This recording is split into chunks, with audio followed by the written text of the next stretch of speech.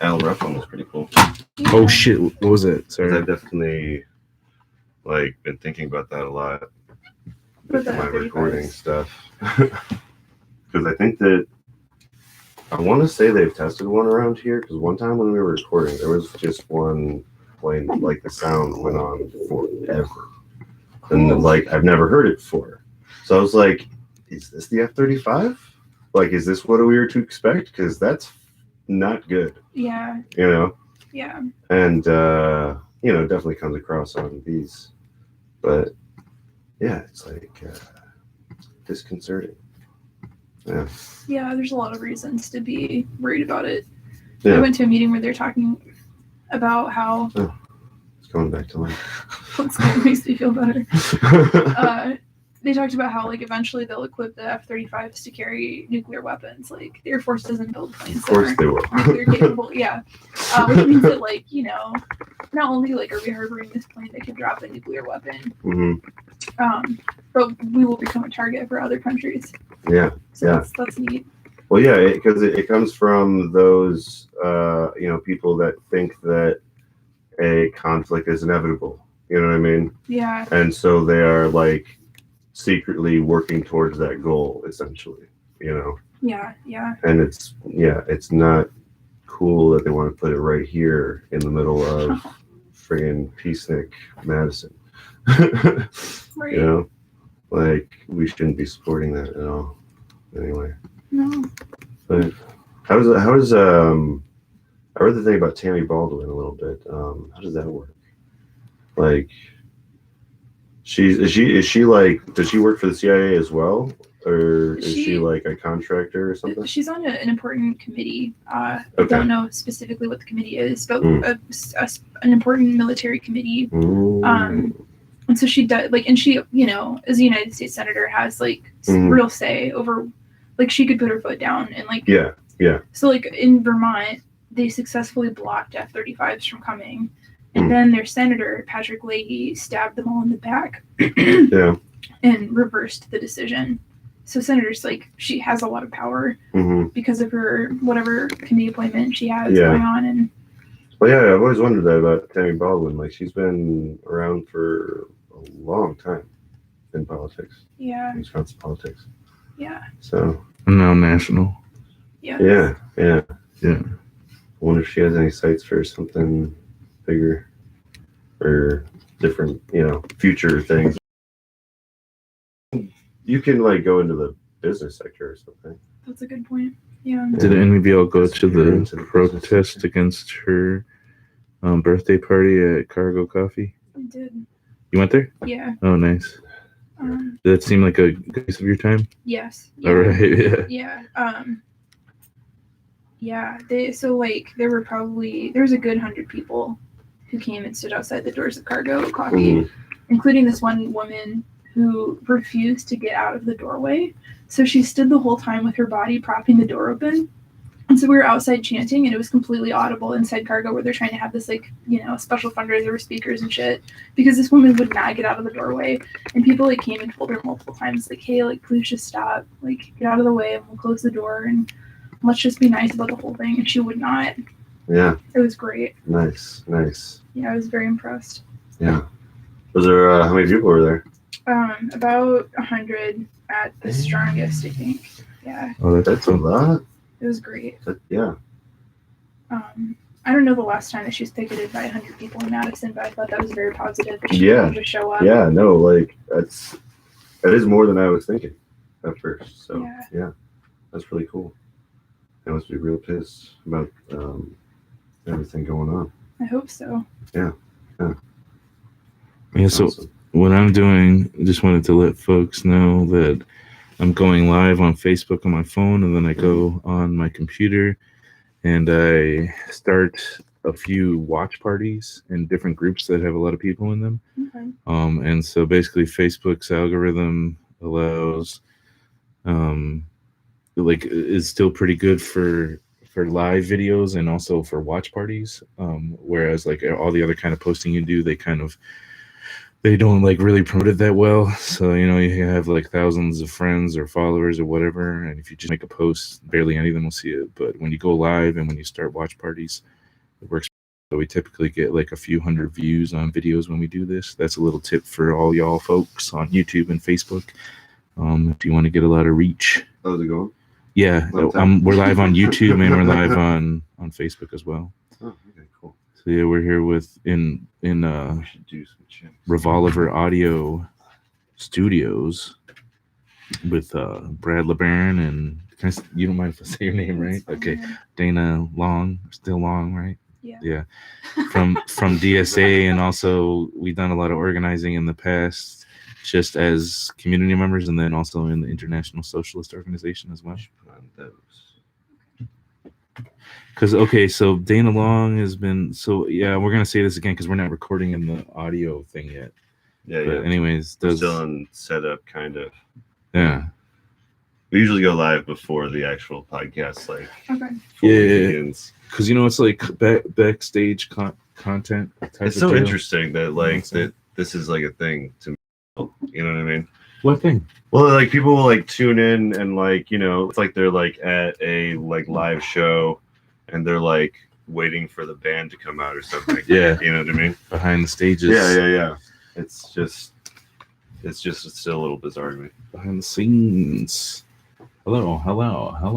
Testing. Okay, so I can hear pretty decent. Can you hear? I bet you'd have to go. You're gonna have to go a little closer. Can you pull out your microphone? Like, if you grab the arm here, you should be able to just extend that thing. Yeah, you can move it where you want it. That's pretty good. That good? Yeah, can you hear yourself? Yeah, I can hear myself. Cool. Yeah, I need to turn you up though. Yeah, a little bit, but I can hear myself a little. Okay. For what it's worth. Cool. And so we're live here, but I've turned it because I don't know. I don't like looking at myself live, so I just have to sit up. Yeah, right. Yeah. I have never seen any of these videos, and I might not because I am the same way. I always have to take off my hat when I put the headphones on, so I'm just always messy when my headphones are on.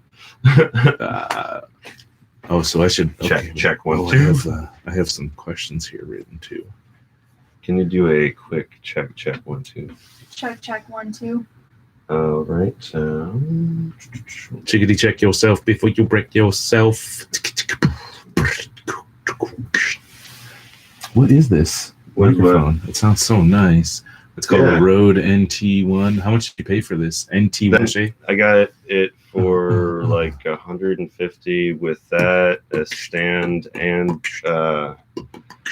another thing to plug in the computer and get 2 more mics. So I can get like up to 4 mics now. This is nice.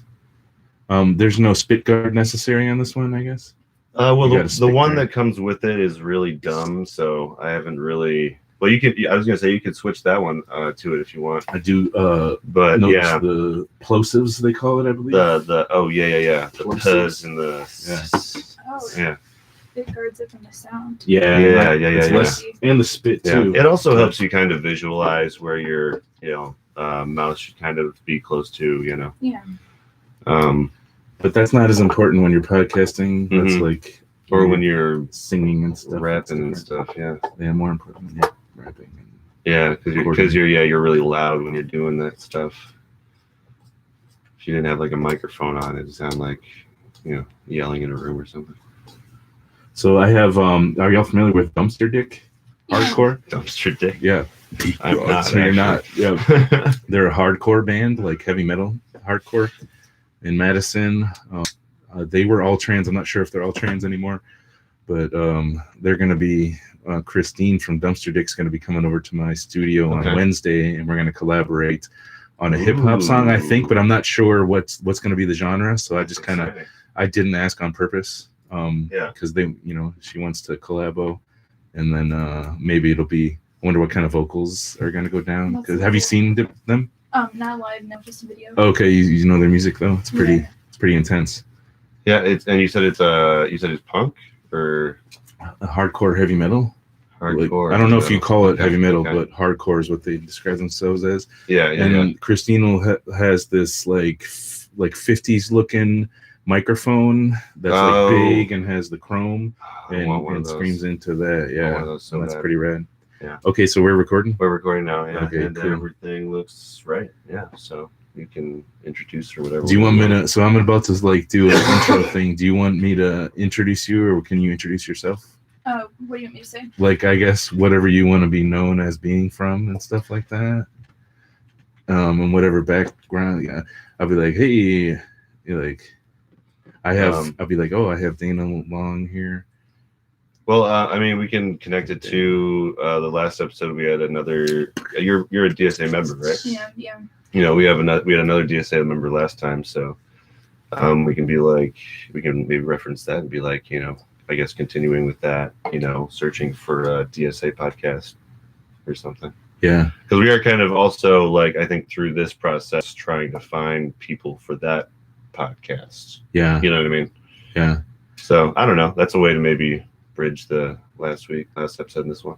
Yeah. So how do I do it? I'd be like, okay, hey folks, this is Lil Guillotine, and you're here. I guess this is like the Lil Guillotine podcast. And they were like, right Brad now was just saying, we're trying to find a DSA podcast, and maybe this will turn into that. Although I still would be doing other stuff in addition to that. And I have with me Brad LeBaron. Yo, what's up? How's it going? From Revolver Audio Studios, and then I have Dana Long. Hey. From DSA and anywhere else you want to be known from?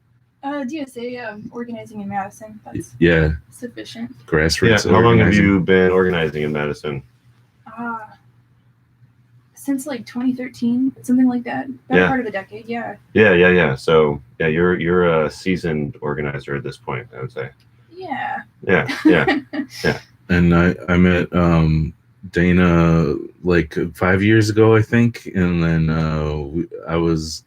we were organizing together against this brutal sexual assault that happened on the bike path on the east side, and we did a huge response. I helped with that, and Dana, of course, led that up, and that was sort of how we had our organizing experience together across. That's how I first heard about Dana, before I met Dana. It was called that was before I was organizing. Take Back the Bike Path. Yeah.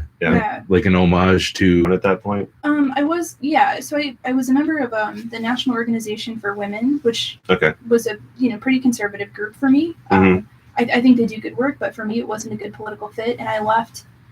I had left earlier in 2015 when they endorsed Hillary Clinton for president and made that like a big push for their membership. I was actually like the president of the Wisconsin chapter of the National Organization for Women. Yeah. And when it became clear that I was going to need to toe this line of, political support for Hillary Clinton, who I, deplored, I left the organization. Yeah. And was looking, I'd been around the ISO a little bit before then, and I'd gone to the socialism conference, but it was really working with an ISO member, Liam, on the Take Back the Bike Path stuff that made me feel like I couldn't just be sort of a lone grassroots organizer. I needed to be a part of an organization, and that was the one that made the most sense to me.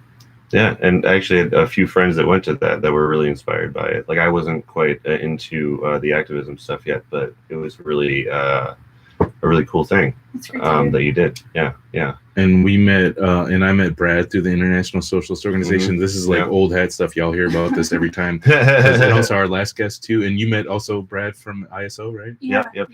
And Brian. Yeah, who was here last time. Yeah, we all go back. Yeah, and then so that's an interesting thing, and this always has to be discussed because keeping those relationships among different organizers is very important if you're gonna keep movements going. Yeah, and I agree with you that I feel like I need to be in an organization personally, but my politics have definitely changed since leaving the ISO, because I wouldn't say like counter-revolutionary, but it's like not really effective way to build the revolution. Yeah. Right. And not the focus. Right. And so, but I think it's totally legitimate for folks who are grassroots organizers who aren't a part of any organization. It's like, as long as you're affecting positive social change that's lasting and has impact, I don't think you necessarily need to be in an organization. I think there's all kind of different ways to do it.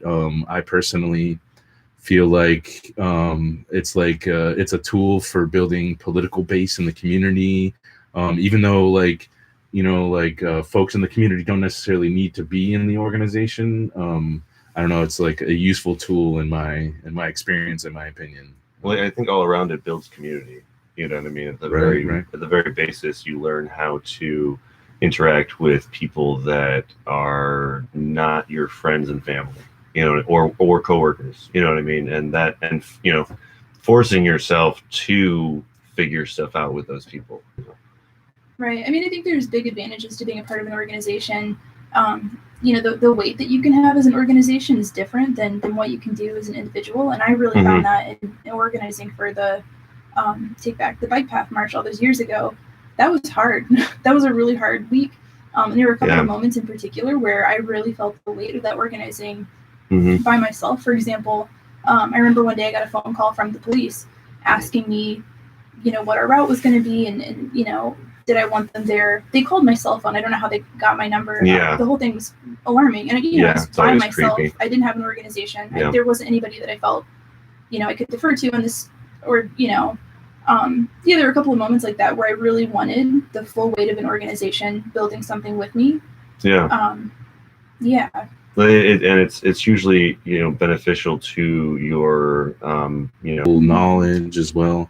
But then again, highlighting the differentiation in reliance on organization. So don't necessarily believe that in doing community work and political grassroots organizing that the goal should be to build the organization. And the one poignant anecdote that sticks out from that experience with the Take Back the Bike Path, and sort of when I started kind of splitting ways with sort of ISO the line or whatnot, is that I felt we met once and we were talking about starting anti-sexual assault organization or group or something like that, and I was discouraged by folks inside of the ISO from doing that, even though I was able to. I never got an opportunity to do it in a meeting or whatever, but I was able to lean on Leninist theory to argue that that's something that it's opportune time to. So it's it wasn't necessarily anti-Leninist to want to start an organization, but I was discouraged from starting anything besides. They wanted us to just bring people inside of the ISO, and I didn't necessarily think that was the right move. Right. Yeah. I mean, now that you're talking about it, I'm remembering too that they actually discouraged a bunch of their membership from coming to the Take Back the Bike Path March, the branch committee at the time, because there was a meeting that night. Yeah, right. And so I think there were only 5 people from the ISO who were allowed to go to the march. Yeah, I remember that now. Yeah. Well, and I remember I just on the same kind of line of thinking, there was a struggle with getting enough student members as well in the time that I was in there. So that was a big focus, as well as it is a campus organization or whatever, and so a lot of the energy went into that, which was I on one hand was that's, I understand why that's happening, but on the other hand, I was thinking about I want to see how we can do stuff in the community and this, that, and whatever. But I remember you came in and one of the first questions you asked was what kind of it was mutual aid, but you're what kind of, I think you used the word charity maybe, but you were talking about when do we feed people and things like that, and they're oh no, we don't fuck with that. But another thing that stood out from that experience was there was Brandy Grayson who was gonna talk there, I think, and didn't end up doing it because it was pouring rain that night, and it was shitty, and we still got thousands of people out to march. It was great turnout. But I told an ISO comrade that I was really looking forward to hearing pulling the line that I should be rooting for ISO speakers simply because they're in the same organization. And it's so then they're making the argument that I shouldn't have a personal opinion and it just should be organizational speak, and which was really cultish to me, and that was really stark and startling to me that they said that. So anyways, so you, Dina, you were in the ISO until they until they broke up. Is that right? Or yeah. So like, to no one's surprise, after hearing us talk about it, the ISO is not an organization This is, anymore. Yeah. I was gonna say, this is probably the most we've actually talked about it up to this I have to point say, on the like, podcast. I don't want to, I'm not really interested in being on the episode where we like break down the ISO. No, Yeah. no, for sure. Yeah, well, that's what I was. Well, it was just, it's interesting. Well, we did here's the that. thing. In Well, the episode we have talked about it a little bit, about the but breakdown, well, it was at first, we definitely didn't want to even bring it up with anyone because it was so. It is one of those things that's very.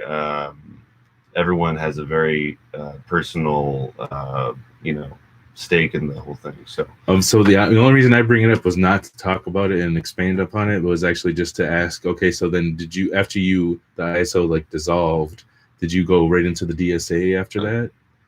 No, it took me a while. Yeah.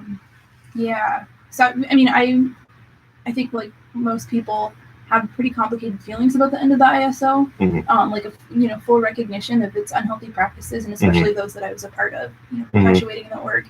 And also like a real gratitude for the stuff that I learned in the organization and like the deep Marxist education that I got from the ISO. It would not have happened. Yeah, I got this whole like mix of feelings about it, and it took me a while after the dissolution to even feel confident enough to want to be in an organization again. And I would say that I'm still pretty cynical about organizations, and especially at the time I was worried about, is this organization at all prepared to deal with sexual harassment, sexual assault. I don't necessarily know that it is any organization adequately prepared to deal with those things within the organization? I'm not sure. And that's for me, it was a very like heavy concern in terms of joining something new, but I did eventually join DSA several months after the ISO dissolved. It made the most sense for me out of the organizations in Madison that I could be a part of. Yeah. I mean, yeah, I always would run into DSA folks that were super cool for the past several years. So I was always hoping that they would there would be a growing number of people doing that. But yeah, it was I think that it was one of those things where even the ISO had to reckon with that post Me Too movement. They had to also deal with the fact that they were not dealing with that stuff properly. Oh yeah, I was talking earlier about this. It was about like when organizations rely on hierarchical power structures where the power and the leadership like sort of has heavy control over the organization. What tends to happen is if there's any kind of crisis, all that stuff comes to a head. And like the what is it called? Like the antithesis, the fact that they're they tend to have problems and fall apart easier than horizontally organized structures. And this is one of the things about the DSA that I am impressed with. I actually was really reluctant to join as well, and I think I've been a member for 5 or 6 months. And basically, what attracted me was just the fact that. What didn't attract me was, okay, here's an organization that's heavily into electoral politics, which I'm not into at all. Yeah. But what did attract me was, okay, well, these folks who are in the DSA are consistently showing up and like doing things in the community, and they're not doing it in a sectarian way that the ISO was, where you'd show up and like piggyback and sort of be a parasite on movements, and then show up with your newspaper and go there and hold it up and be like, oh, join the ISO. I disagree a little bit with your characterization of the ISO's involvement in movements. I think that the ISO provided major organizing infrastructure that didn't always exist in moments where that was really needed. So like I could think of several examples where like if we hadn't been there to provide like the people power and sort of like the organizing capacity that we developed, a thing wouldn't have happened.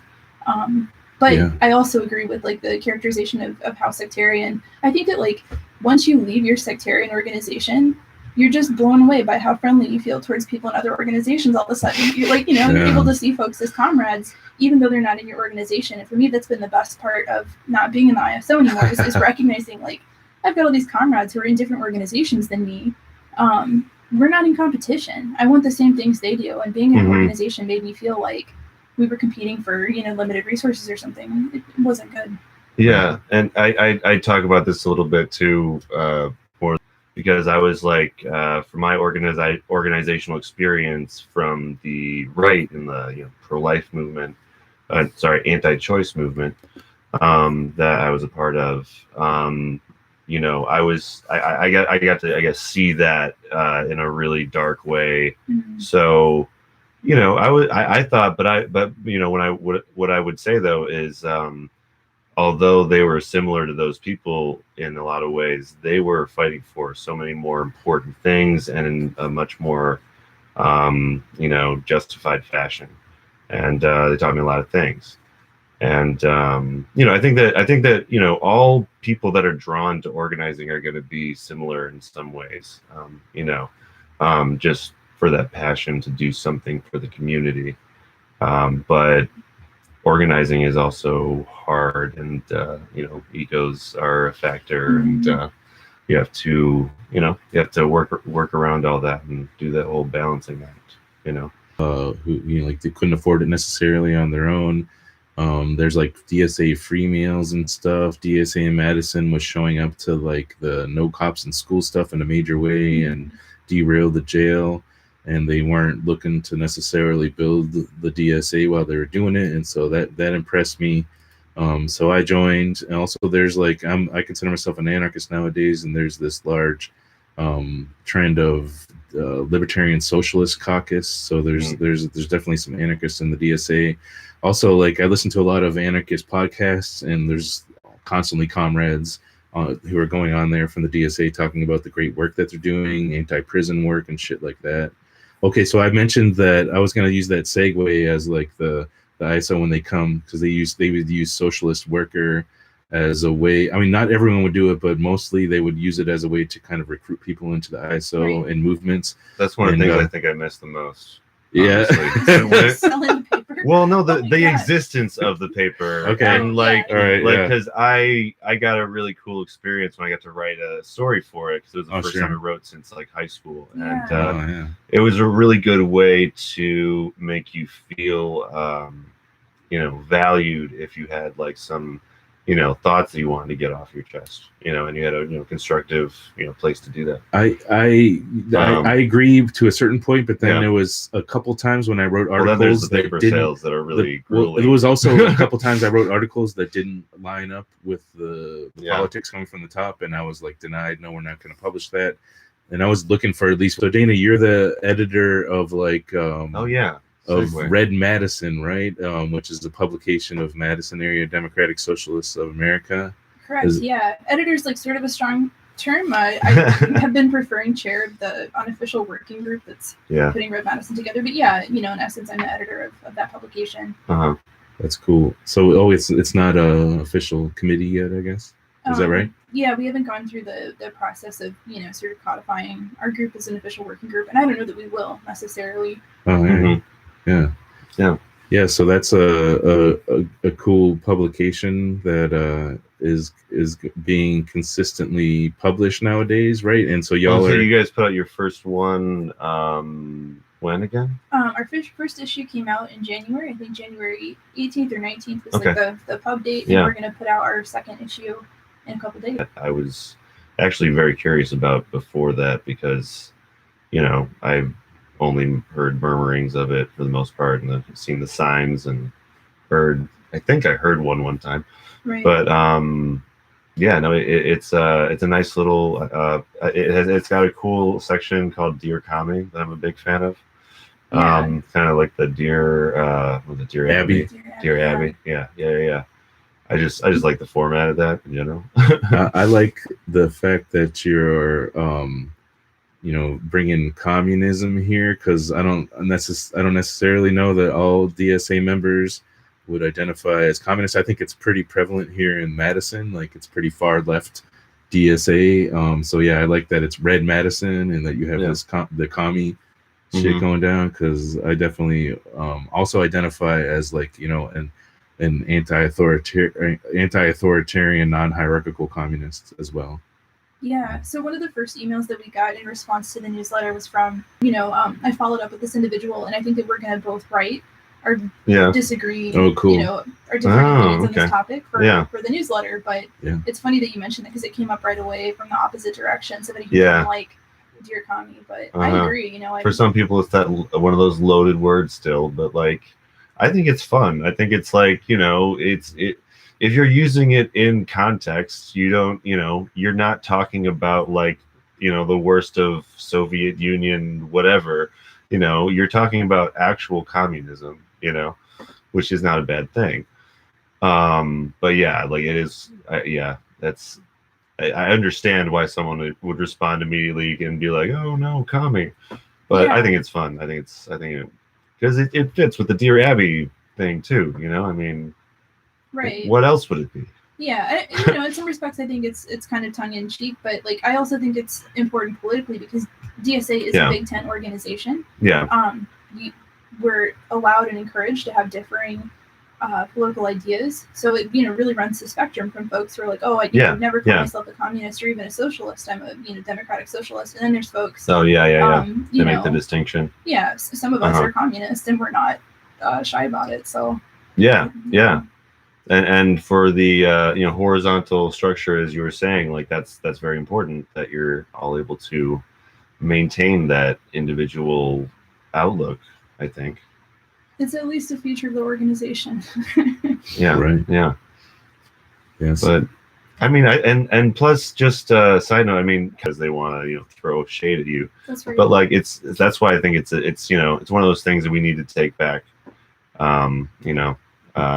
Remnants all for Dear Commie here. Of the Cold War aside, there's definitely many folks who identify as communists who have excellent political positions, like Rosa Luxemburg. There's folks like like Angela Davis. You got intersectional communism, Communist Party. What is it? I like CLR James, who was the Trinidadian Black Liberation Intersectional Communist. Well, I was going to say, we actually talked about this a little bit on a previous episode. I can't remember his name right now. He was Maoist. Yeah, remember that? Anarcho-Maoists. Yeah, that was to defend his position quite well, and it's you should listen to other people if they share their stuff. Yeah, that was Brock Barber. I don't remember the episode number. Brock. What's going on, Brock? And then there's also sort of just quickly on that same line, there's a differentiation between like hierarchical communism and sort of just non-hierarchical communism, because there's folks who don't necessarily identify as like a Trotskyite who still want to identify as a communist but aren't into hierarchy and then more into horizontalism. And a lot of folks will use, like a lot of anarchists will talk about just political economy, political economics, which is sort of using the same sort of along the same line without completely avoiding any of the socialist or communist. In the United States are not definitely not mainstream, although getting there. But of course in Europe you have the French Socialist Party, which are huge imperialist, racist, fuckfaces. Right. Yeah, and we also have dudes. Well, there's like one dude that popped up in Madison that was trying to do something like that. Nationalist socialist thing. Oh, sure. Yeah. I think right now too that so many people are so quick to explain to other folks that Bernie Sanders is not a communist, which I agree that Bernie Sanders is not a communist. Yeah. But like in doing that, they're saying, hey, don't worry, it's not this terrible thing, communism. It's this fuzzy thing that's like FDR, New Deal, liberalism, and like. I like communism compared to, FDR, New Deal, liberalism. I think communism is, when we're talking about socialism in those terms, I'm excited about it. And I think the young people who are not afraid of the stigma, of the Cold War and the Soviet Union are going to be excited about it. And we should talk about it instead of, constantly walking back from that line. Yeah. I think that we're getting better at talking about politics, at least if you talk to a lot of millennials, they're pretty I think the terminology that we're using is getting more robust, I guess, kind of like I don't like. I've always thought that like when I think back to like World War II, World War One times or whatever, like they were somewhat more in tune with like political terminology, and then during the Cold War, it all kind of vanished, and all of it was misused, and that's been a huge point of contention since. And I think that like it is a step in the right direction that people are calling themselves democratic socialists, or even having socialists in the title. But we need to also be clear that we are definitely more about the socialist part of that. When that we want to get more and more of those things. So we shouldn't be limiting ourselves by being, kowtowed by those terms. Anti-capitalists. So, so bringing it back to the Red Madison publication. So let's see. What is your reasons for starting the newsletter in the first place? Do you think? So, I got together with a comrade in DSA, and we talked about a newsletter, and for us it came down to really feeling like Madison is lacking in analysis and commentary on the things that are going on in our city. And I felt that way for a long time. I felt that way when I was in the ISO, and the folks making those decisions have gotten off pretty easy because we don't have any sort of left media in the city that can provide a left analysis of the things that are going on. And so we wanted to provide that, first of all, just to sharpen up the politics in the city. On top of that, because DSA is a big tent organization where all of these different political tendencies and political ideas can coexist, it's hard sometimes, I think, to come to a shared conclusion as an organization, or to, come up with a shared analysis as a group, even and it's not always essential to, but on some points we should agree, and where we don't agree, we should debate it out until the sides are clear, I think. And so it was also a desire to provide a place for people in DSA to explore ideas, debate, and have some disagreements in a way that could be read by everyone. And the other part of it is like, we've got these once a month meetings. If you're a DSA member, you go to the meeting once a month. There's not a lot of time to discuss the decisions that we make at the meeting. They sort of operate as like a series of announcements almost. Some of the times not. So we thought it would be helpful for DSA members to have a space to share announcements about elections that are coming up, or maybe the chapter wants to vote on this and somebody can make the case for it in Red Madison. And we've only had one issue published so far, but that's the dream, is that it will become that kind of space for Madison and for DSA internally as well. Become like a blueprint for what other local DSAs can do for their local stuff, that's going on in their community. I think that's a really, really great thing to work with. Not, it's just a little bit to the left, and right, if it's not outright neoliberalism, right? Exactly. Even, I mean, I love WRT, don't get me wrong, but it's still towing the line a lot of the time. I think WRT is great, and you can actually get interesting information there. I think there's so many news articles that come out. I don't want to. Well, they kind of self-censor in a way. There what I mean? Articles that are basically like a press release from the police department. They don't question anything that the police have reported about an incident. They don't ask questions about it. And you can't find more information. There's just a limited selection of viewpoints available in Madison, and it allows get the attention. Like that's never the best path. And I like how you say that you should hash out your political differences till you know what the sides are, and not necessarily until everyone's on the same page, because that was sort of my experience in other organizations. Because it's like, if you don't agree with the politics coming from the top, then you have to leave, and people got kicked out for that. So that's dope. And then also, to your point, Brad, I did definitely, in the Socialist Worker, since that's what I was talking about, is the ISO, I definitely had some good articles that I was very proud of. But there was just a couple times when, and so on that point, so like, how can people contribute to Red Madison? Can you do? How do you get a hold of Deer County?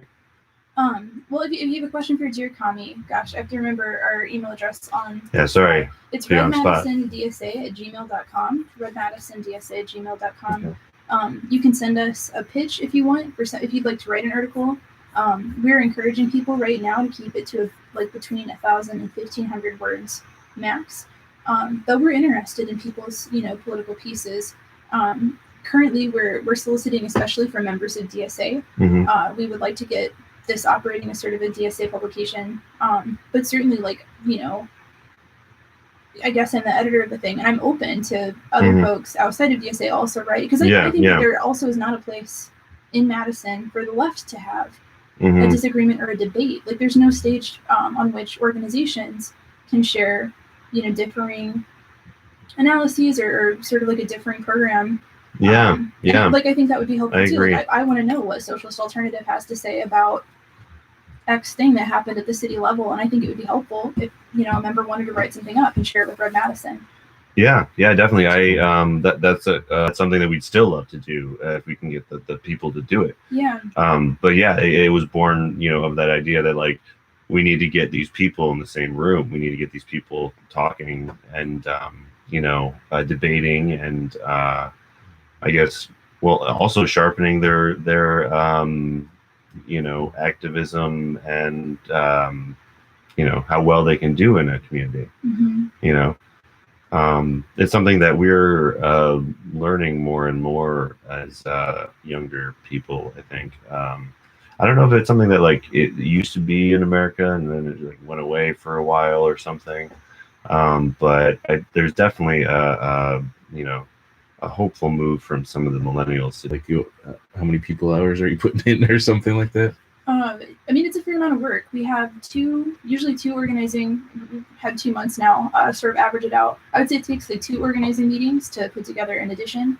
And then it takes, 6 or 7 people writing 6 or 7 articles. We have 2 rounds of edits. The articles are going through currently. That might change. It's worked so far. And then there's, the time of uploading everything to the website. And then, it takes time. God bless our comrade Matt, who put together this PDF. I think it took a long time, but it looks really beautiful. And I'm very proud of like how the website looks and how this PDF came out. And that's a lot of work too. I know that they spent quite a bit of time on that. Yeah. Dope. The PDF is important, I think, is that was like the one critique I had for socialist workers. Like there wasn't as much access. Well, I mean, there was like they would access it very easily, so that's a very good move. And just in case I didn't mention it, because I've been talking about socialist worker a lot, that was the publication of the International Socialist Organization, which I believe is no longer a thing. No. So then I guess, talking about PDFs being useful. Still a thing, right? Haymarket's still Okay. going. Yeah, they still Okay. have the monthly book club and everything. Yeah. Owned by the workers now, I guess. Got like a good reason to coming up. Like we know DSA is going to be at an event. We want to table at the event. We're going to have a few copies of this nice PDF to hand out. Yeah. But for now, our focus is really on the website and on an e-newsletter, and that's sort of like exclusively how we're distributing it at this time. I like the idea of being able to print something out, but I also think, like I show up at a meeting and there's like 8 piles of paper at the door of the meeting. I'm supposed to take each one of these flyers and like, I can't speak for everyone, but it ends up in a crumpled mess in my bag and it's not useful to me or to the people who paid for it. So or you take a picture of it and throw it away. That would be it's not even what I do. Yeah, to take a picture of the piles and not pick any of the paper up. But yeah, that's like a really important thing. Like technology is continuously changing, and to stay ahead of that game is really important. If you want to, get that, that education in people's hands, As a tool for organizing, you mentioned printing it up where we're like tabling, so that I guess so folks like know the kind of analysis we're doing and sort of the involvement in work that we're doing. Is that the idea? Right. Yeah. I think it is also a place where I hope that folks in DSA and not in DSA will make the case for what they think people should be doing. So one thing that I really miss about Socialist Worker and also being in the ISO is that there was, constant discussion about what's the priority for socialists right now. What should a socialist be spending their time on? And again, like I would love to know what the folks in, Socialist Alternative or Party for Socialism and Liberation think socialists in the world should be doing beyond just joining those organizations. What is your plan for intervention in the city of Madison, and what do you think folks should be focusing on? What are the big movements that really need it on to fund improvements that they want to make to Metro Transit? Instead of, and they're very limited by the state for all of these reasons. They're very limited by the state in terms of how they raise money to pay for stuff like transportation. But a regressive tax that hits every family in Madison. And what's a wheel tax? So a wheel tax is it's a tax that it's an addition basically to your registration fee, your vehicle registration fee. So it's basically an additional $40 every time you go to renew your plates and pay your registration fee.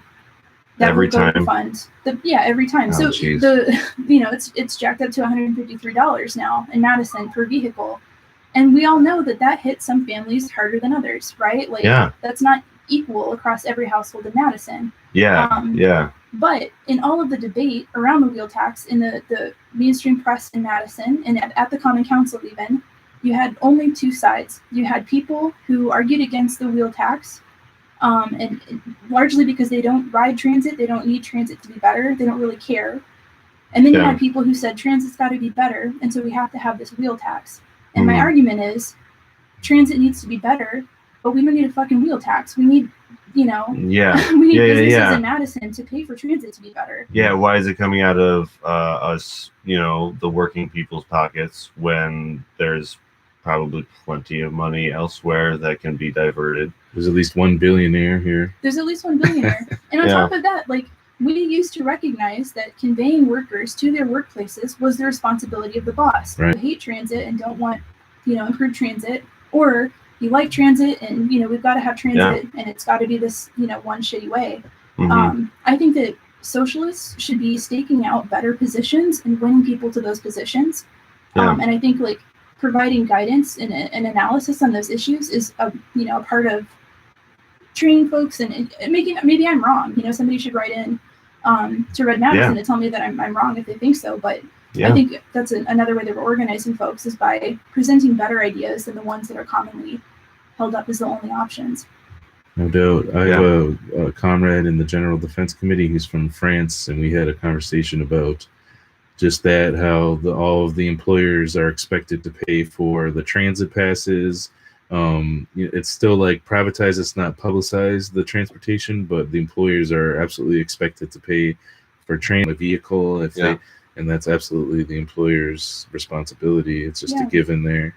So, okay, in your article that you're referring to, it's called False State of Austerity, right? So you mentioned austerity budget restrictions that sort of the state of Wisconsin has, and that the city council sort of uses as an excuse, or sort of takes as for granted state of affairs. So that's why they're able to like use this logic of we need to pass this these fees for transportation on to working class folks. So I'm just wondering, can you expand on like what sort of austerity measures that are coming from the state that are allowing this? Definitely. So for one thing, the state has barred the formation of regional transit authorities to have a Dane County Transit Authority, regional transit authority that had that sort of jurisdiction over our whole region. And we've got people who are commuting not only to Madison from these like outlying cities, but folks who are driving from Madison every day to get to places like Verona to work at Epic. Middleton, for me. Yeah. And there's no reason why the businesses and wealthy folks in these outlying communities shouldn't be paying for transit. They rely on it. They make money off of workers getting to their businesses, via transit. They should be paying for the transit. But the state has barred the formation of regional transit authorities. And they've also instituted limits on how much money the city can levy in taxes and so forth. And I'm not an expert on all these limitations, so I'll sort of leave it at that. But there's rules in place that do actually prevent the city from, raising funds in particular ways. That said, and this is the argument that I make in the article, I think that there are people in the city of Madison, politicians, certainly businesses, and plenty of people who are happy for it to be that way. because it allows them to do what they want to do, which is shrink the role of government in all of our lives, shrink the amount of stuff that government is responsible for. And they have this very convenient built-in excuse provided by Republicans. Yeah. Oh, we can't afford it anymore because of these limitations. And so we're going to shrink, the amount that government is responsible for and push more of it off onto people, and wheel taxes and so forth. I think it, has paved the way for, neoliberalism, which, plenty of Democrats in Madison and throughout Dane County happily embrace. Yeah. So. Yeah, and it's ironic for Republicans, especially because they're usually so much anti-tax on people. You know what I mean? Like they're so that's one of the first things that people will complain about on the right is oh, I don't want them raising their taxes on me. But when it's coded in that kind of language, they don't care. This is their policies like the wheel tax. The wheel tax is super unpopular. People hate that. Understandably, people hate it. $153 a year is a huge amount of money. There's so many ways that people would spend that money if they didn't have to spend it on stupid vehicle registration. So what the Republicans do is force Democrats to implement these deeply unpopular policies and reduce their own popularity. They hurt their own party by following these limitations that the Republicans have set for them. Yeah. And I feel like if they were clever, they would instead, or if they were actually interested in doing right by folks, they would make a big loud deal of the fact that they have been hemmed in by the Republicans. Like Shama Sawant, for example, in Washington, in Seattle. Seattle is hamstrung by many of the same limitations that we are in Madison. Washington is, arguably the most regressive state in the United States when it comes to taxes. Shama Sawant does not, the city council in Seattle, to preemptively pass policies that, if the state lifted its limitations, would make life for everyone in Seattle better. And so she points at the culprits of the hardship in Seattle, which is these limitations of the state, the businesses that are depriving, cities of the taxes that rightfully belong to the people making the wealth there. She sort of directs folks in the right direction, and that's what we should be doing here. That's what progressives and socialists should be doing in Madison. Yeah. Actually voicing those things and not just giving another inch, because that's what we've been doing for decades at this point, on the left, or the Dems or whatever, is just like the abortion thing is a prime example. The fact that we even call it the pro-life movement and not the anti-choice movement, for instance, it's one of those things that for so long, Democrats were like, oh, this should be this is a terrible thing. Abortion's a terrible thing. It should be a last resort, but it's still a right. Instead of just being this is a right, and just unequivocally, making that stand. Instead, getting further and further and further from the center that they claim to, a lot of people are like, oh, I'm a centrist Democrat. But it's you're not really. Yeah. You're not really in the center. Yeah, the center is shifted. I hear a lot of people using neoliberalism to describe new liberals and referring to people who are Democrats, but also into the shrinking of the state and people's everyday lives and the shrinking of the social services and the social safety net.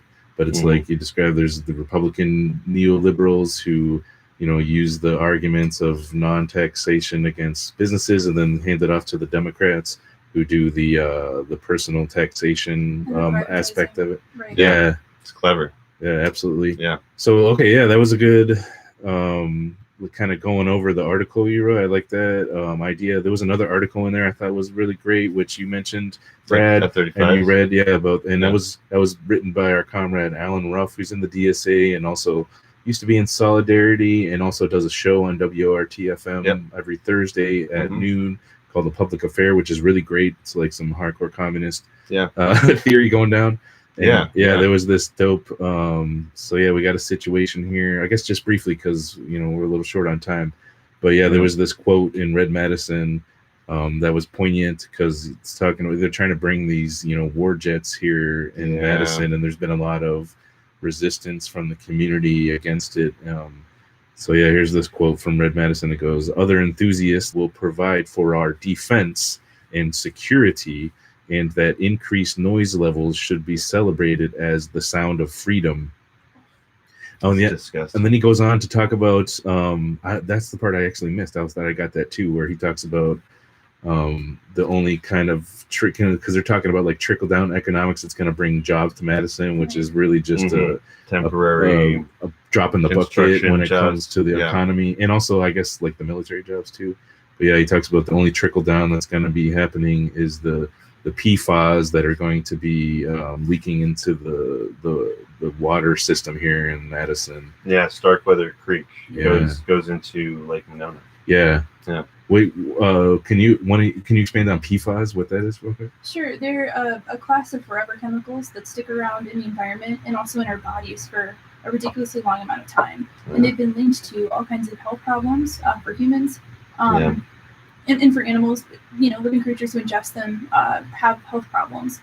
And they, you know, are used in firefighting foams. They're extremely like water resistant chemicals. And so they're used in firefighting foams, which have been used a ton at Truex Field for firefighting training, and for putting out actual fires related to, you know, aircraft and so forth. And it's a hugely contaminated site, and it's been leaching water into Starkweather Creek, which is now testing at pretty high levels for PFAS contamination. Yeah, with the you know, the water tables rising or whatever the last couple of years too, like that is going to be more and more of a problem. Yeah, good point. We had like our first flooding that is. Well, hey, I mean, if you guys hear really loud noises from the coming podcasts, then those are the F-35s. Yeah, are we in the zone here? I think that we're north enough that we hear them, because we do hear definitely the ones that are already there every now and again. Right. But there was just one time in particular that we heard a really long, loud one that I'd never heard before. So, and I don't think I think it's going to get worse when the F-35s come. Yeah, I immediately thought of the signs like no F-35s. I'm like, is this the F-35s? Like, this is not fun. Yeah, you know, it comes. Yeah, you hear it. Like, it's not like just a second. So, and it's called Safe Skies. Safe Skies, Clean Waters is the coalition that's been, you know, carrying the brunt of organizing. There's a big parade to Truex Field to protest F-35s coming up Saturday, February 29th. Okay. At noon. Yeah, skip leap year or leap day or whatever. Yeah. Yeah, so you come out to meeting at Anderson and Wright, to the corner of Anderson and Wright, and then marching over to the military base, which is like 4 blocks away. So yeah, this is kind of a cool section because we're like kind of going over the articles and kind of talking about them. And that was another idea that we were having is like basically having like Red Madison as a podcast, like kind of form. And I think this is kind of a sample of what that would be like. What do you think about doing something like that? Like just like reading the articles, discussing them? I think it'd be very cool, and especially like, you know, if you were willing to bring some of the authors of the articles on to talk about the pieces that you're working absolutely. Because you know, like I said, the February edition's coming out in the next couple of days. I got to read through some of the finished articles today in preparation for publication. There's some really good, sharp stuff coming out. Some stuff that I haven't read about elsewhere. You know, cuts to Medicaid services in Wisconsin, things like that. And I think it'd be hugely beneficial to have folks who have invested all of this time researching and writing about these particular things come on to talk about them. Yeah, absolutely. And one thing that is nice about, you know, a smaller setting like this is, you know, it's a smaller group. That's what drew me to this kind of thing. And, you know, if you're, you know, you're a little antisocial, just, you know, it's going to be weird in front of the mic the first time, but just, you know, try it out, you know, you know, just start talking and you'll be surprised at, you know, how eloquent you might sound. So, yeah, come on. Yeah, we've had Alan Ruff on this, on like the Lil Guillotine podcast. In the past. That was a good episode. I got to have him on again sometime because it was really cramped last time. Yeah, you got a better I like reset everything like I asked these days. So I need a butt cushion. So I was also going going to ask people about like distribution. What kind of for Red Madison? So is it just the folks in the DSA that are getting it right now, or anybody can sign up for a newsletter? You can go to our website and there's a link. I think there's a link to sign up. I'll put one there if it's not there. But you can subscribe to our newsletter. even if you're not in DSA, and we're building our own list independent of the organization. Because like I said, we really want to create a left space for all of Madison, and not just DSA, but certainly largely featuring, the work of members of DSA. Yeah.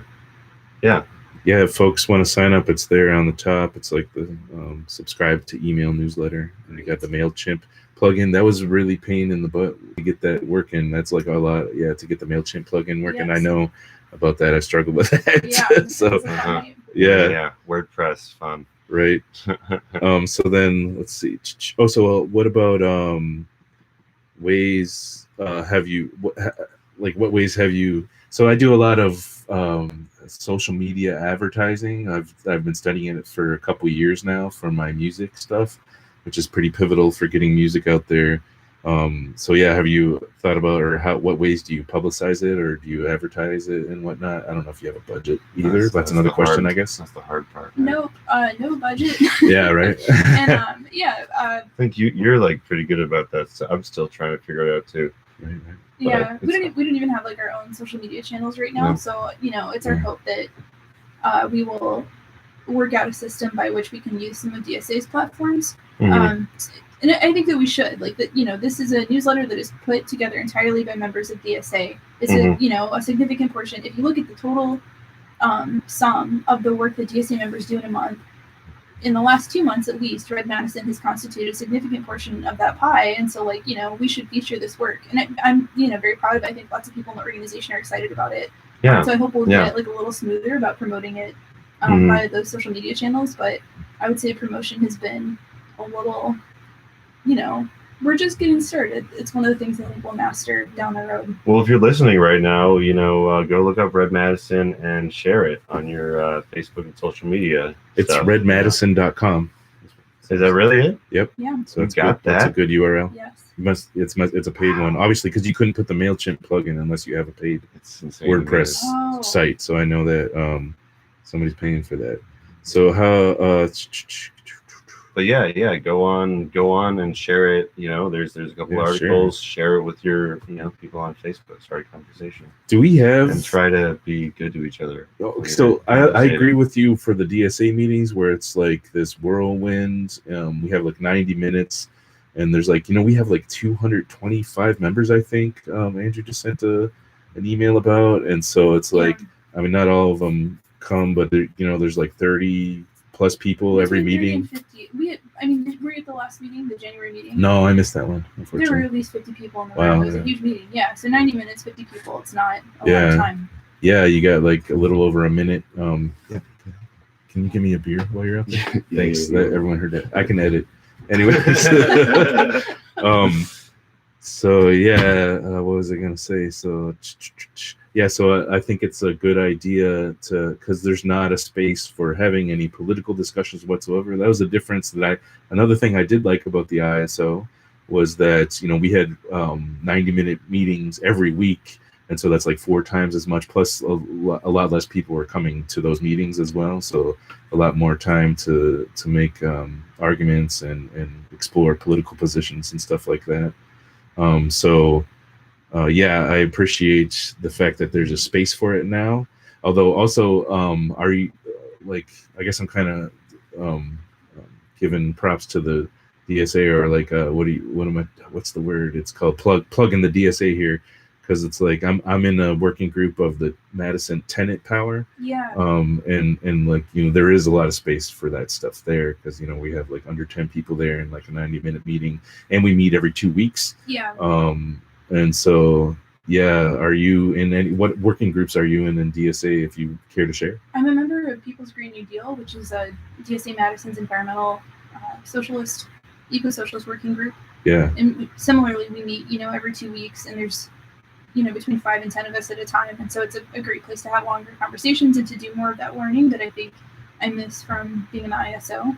The ISO's meetings we just use meetings. Green New Deal is bringing, I don't know their pronouns, but they're bringing Nick to town. And so that's going to be a dope talk. Do you remember what date they're coming? March 11th at the Labor Temple. I believe it's a 7 p.m. meeting, but you can go to People's Green New Deal Madison to see the event. Oh, there's a website for that? Yeah, we put up a Facebook event just hours ago, so it's there. Yeah, Nick is a member of the Red Nation, and they came up with the Red Deal, which is not meant to, sort of compete or supersede the Green New Deal, but is meant to center Indigenous liberation within the framework of environmental justice, and is an essential piece of environmentalism and saving the planet.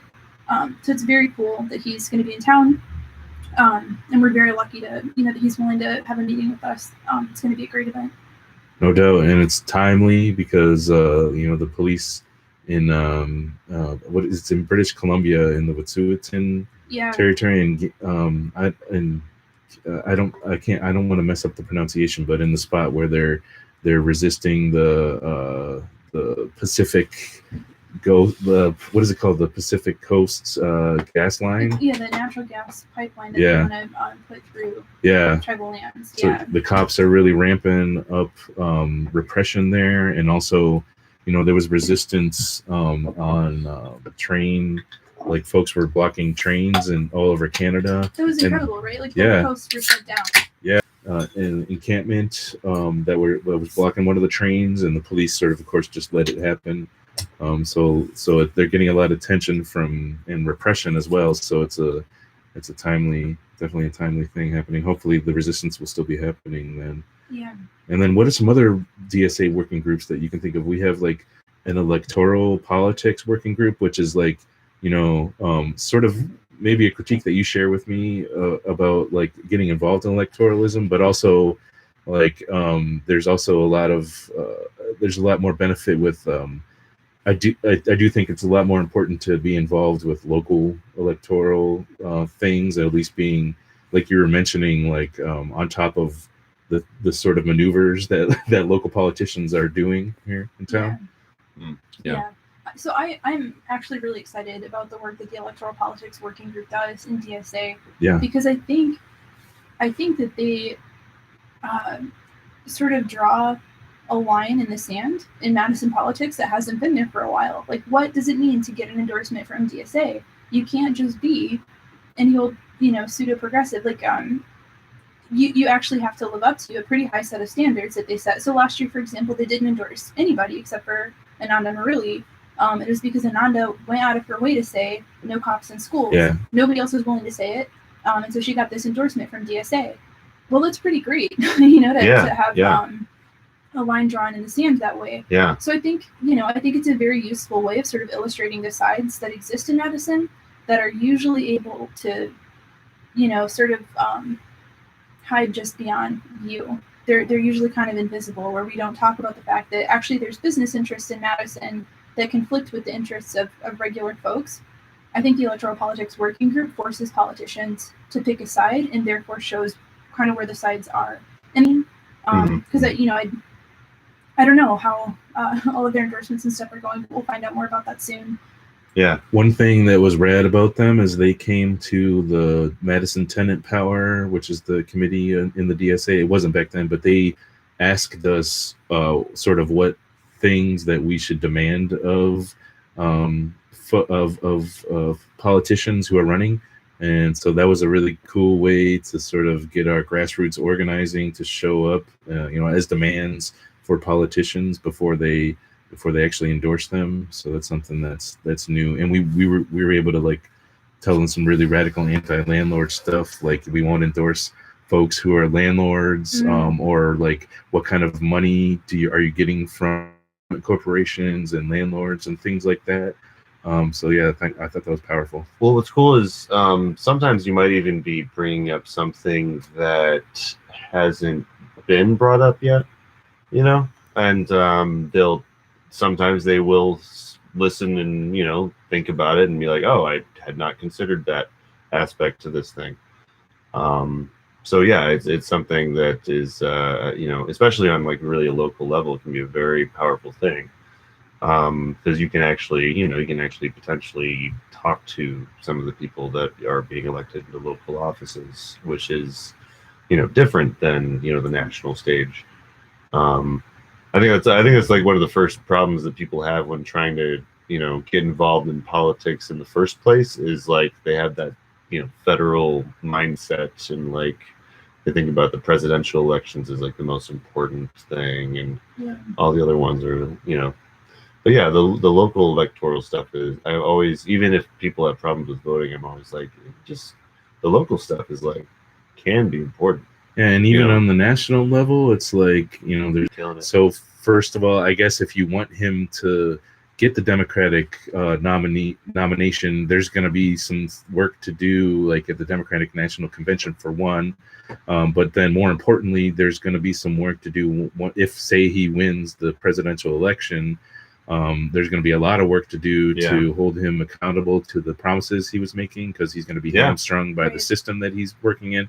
Also, he's going to be like the most militaristic, imperialist, socialist in the history of the world at that point, because he's going to have control over one of the the hugest military in all of human history that is responsible for some really horrible shit. So there's going to need to be some organizing. That's really going to test like the ideals. You know what I mean? How strong those ideals are. I don't want to spoil it, but there's a piece in the February edition of Red.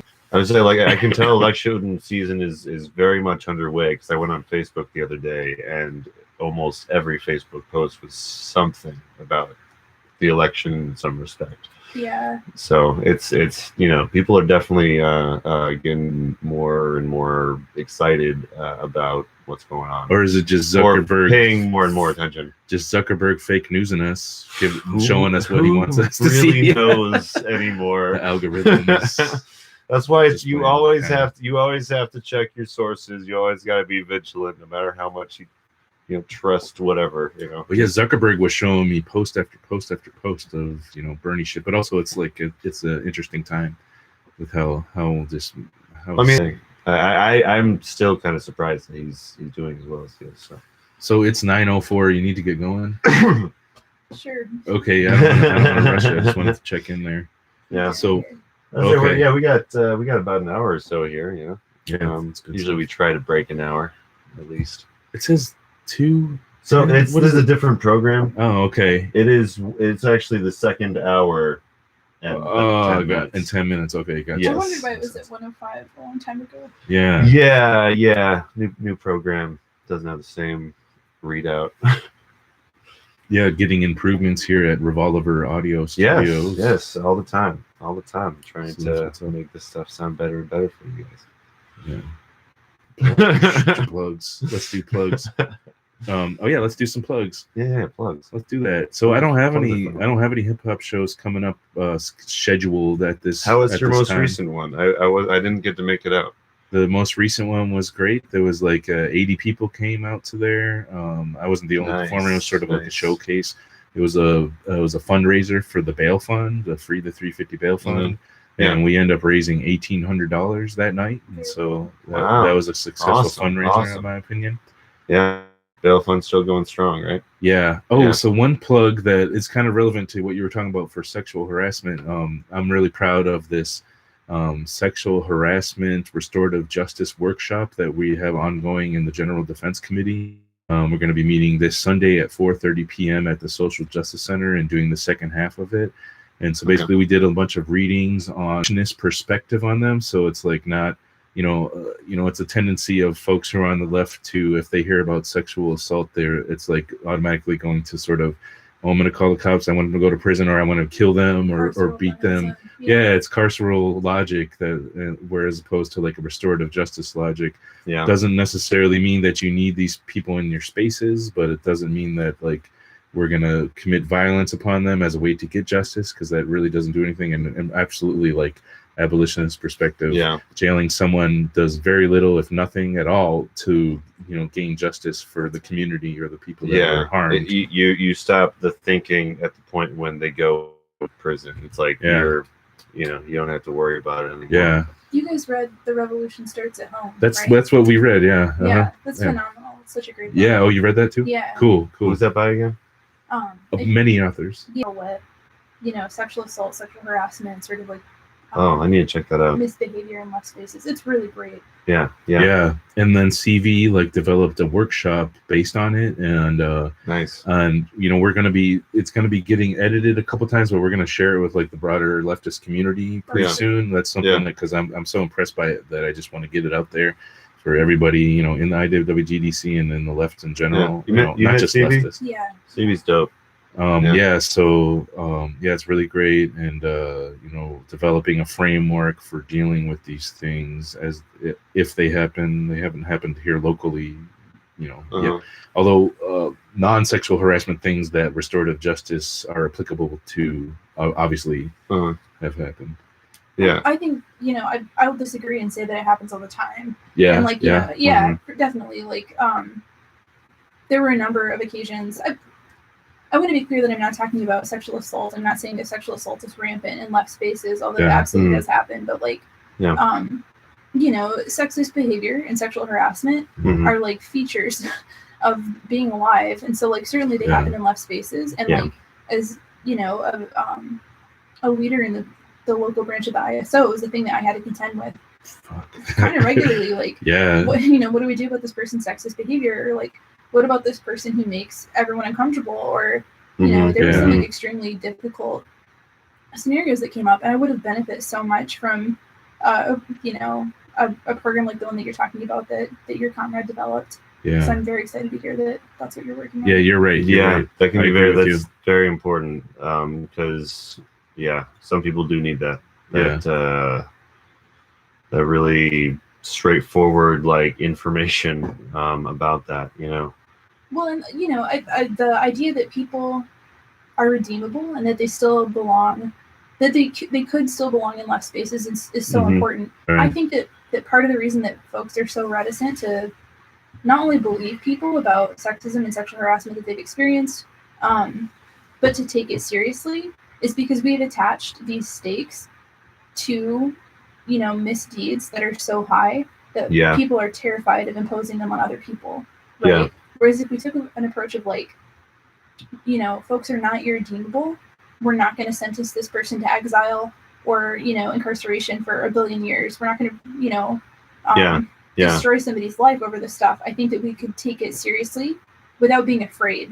Well, yeah, because sometimes that's part of the reason that someone doesn't come forward is because they are afraid of the backlash that person will experience. Yeah. And they don't want to be responsible for that. So they want, you know, sometimes it holds people back from doing the right thing. Right. Like if your choice is say nothing or have somebody expelled from an organization that matters to them.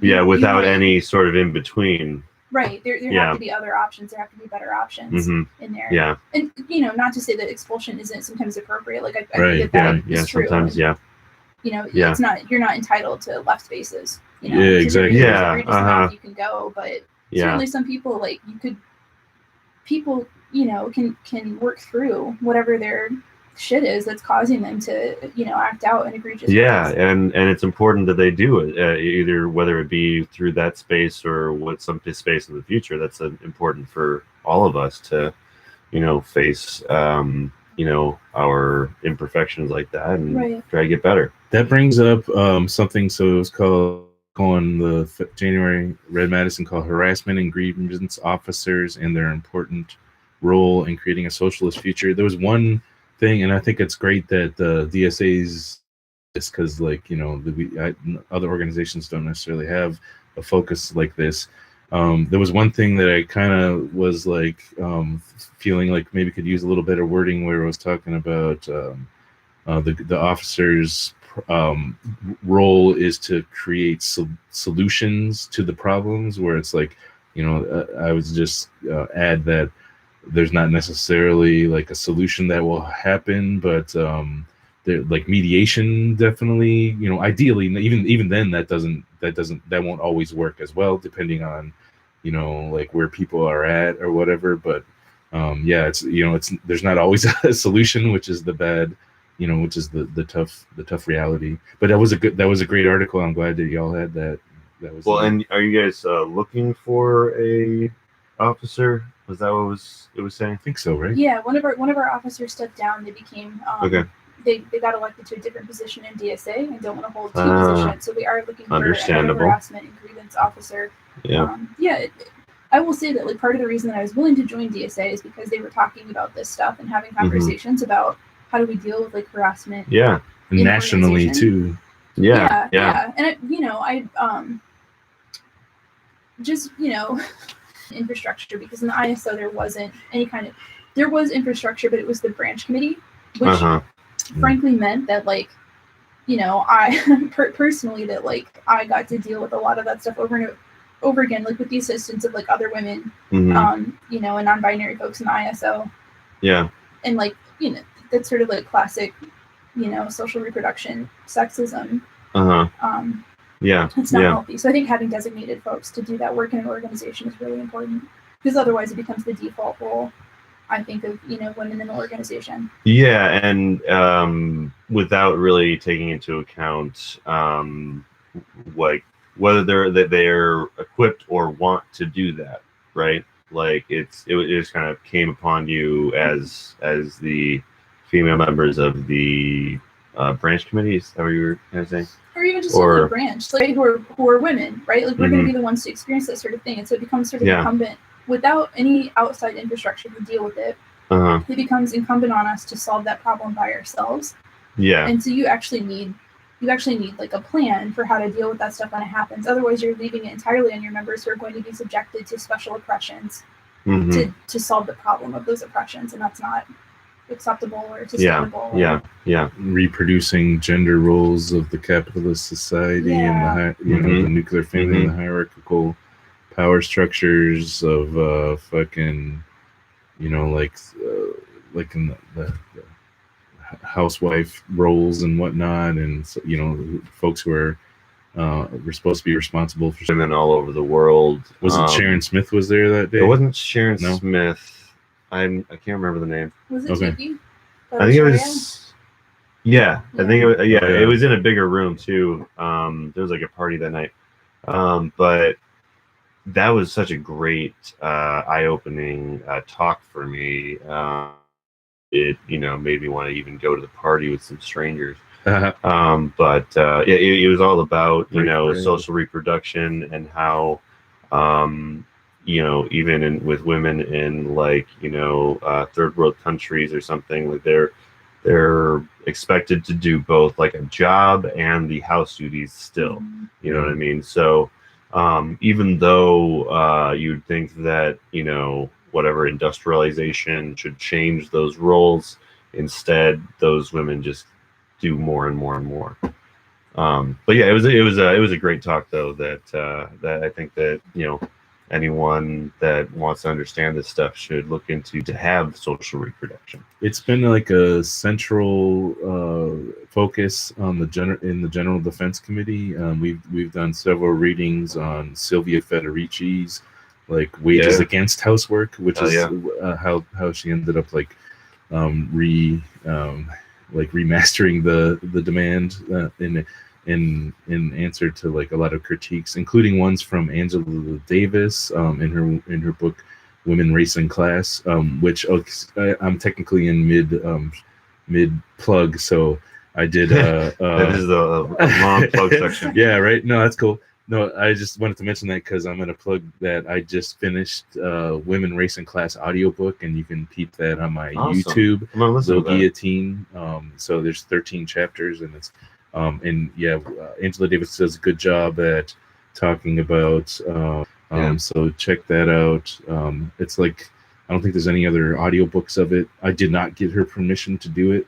I'm not selling it, but she's a communist, so I feel like she was probably okay with the information being out there. Yeah, I was gonna say. I mean, I think that mostly, hopefully, they just want it to be more accessible. So yeah, because I'd assume it costs money to get someone to do your audio book. And she did do an audiobook of her book that's on Haymarket Books. It's Something is a Constant Struggle, it's called.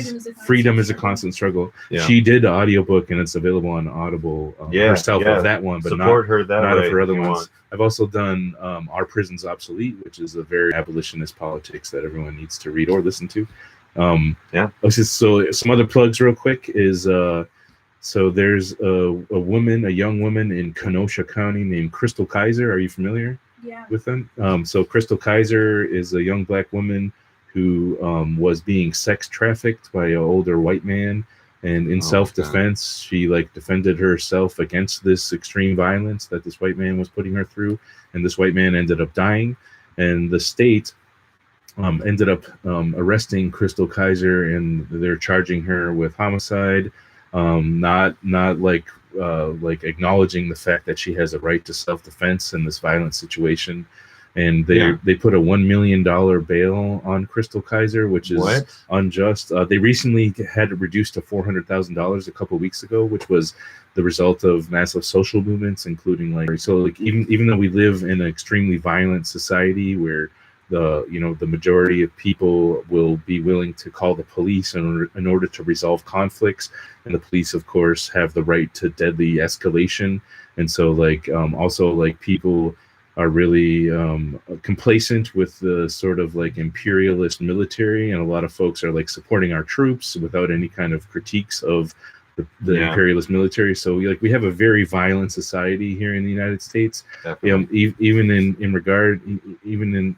though we have that violent society, we still consistently don't acknowledge Black women's right to self-defense. It's a consistent thing in the society. And Afro-pessimist theory talks about how that's because the Black body is seen as something that is owed or owned by society, and whiteness posits itself against the Black body. And so violence on Black body is a necessary precondition for whiteness to exist in society, because without it there would be no existence of whiteness, and there would be no sort of because otherwise whiteness wouldn't exist, and also white folks who have light skin wouldn't have a normalcy and wouldn't feel sort of accepted or they can exist.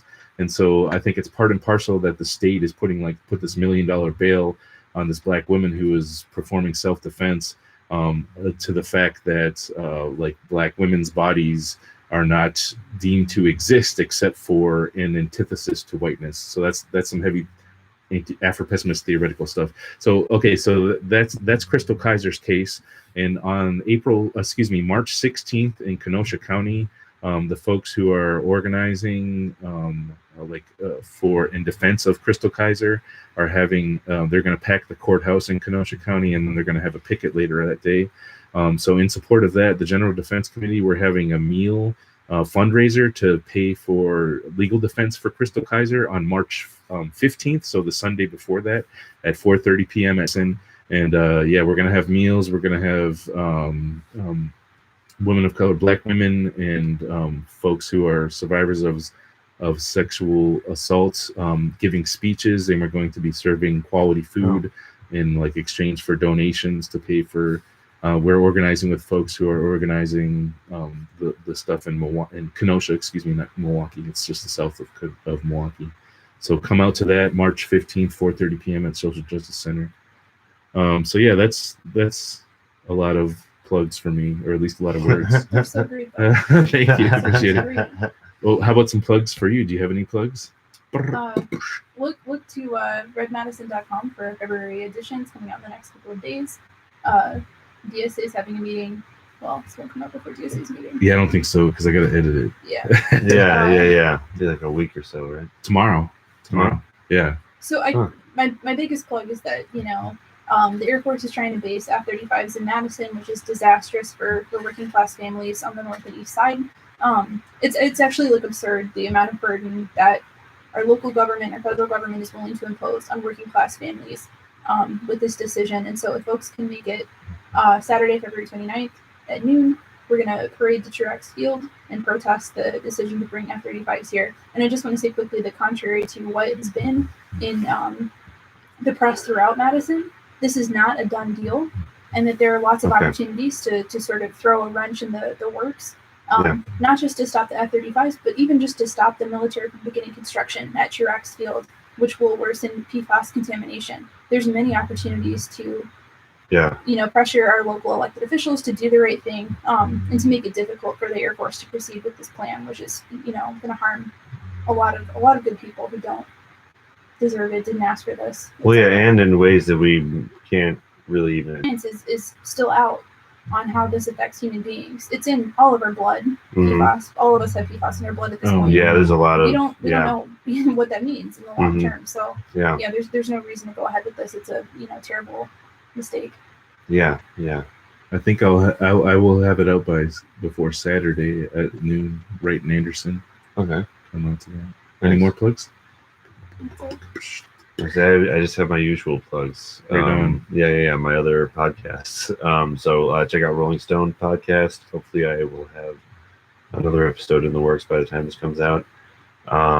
Hero Worship and the album concept hour. The latest episode will be the Frank Sinatra in the Wee Small Hours. Oh, nice. And Run the Jewels first album is coming up soon. So check that out. We also got Jake the Snake on the Lake recently in the studio for our podcast. He has a local radio show called Under the Covers. Check him out if you want to listen to some cool cover songs and get some music history. But he's going to be on a podcast coming up soon. So Right on. yeah. If you like music, check out that stuff. I got a song coming out Friday called Shock Doctrine. Folks should Nice. save that on Spotify or Well, and you have an Social EP out service. now, too, like two, right? I have two, right now. yeah. You have two out now. And I have Okay. like 4 more songs in the works with a bunch of different artists from around the country, different anarchists and communists. And, Where are those songs available? they're not available anywhere yet. I haven't Okay. made them Just yet, the but phys- they're in. I was just saying, I have a working on them. physical copy of one of yours, but Yeah. No, I got. You can email me, and then Okay. redmadison.com. Check it out. yeah, check it out. Yeah, Red All right. Madison. That's what's up. Still Thanks for. Still surprised that's available. Yeah. Yeah, that's Communist Madison's. So yeah, thanks for Dana and Brad for joining us, and Yep. thanks for Thanks for listening to having the Yeah, thanks for absolutely coming. Lil Guillotine podcast. Peace out, y'all. Peace. Cheers.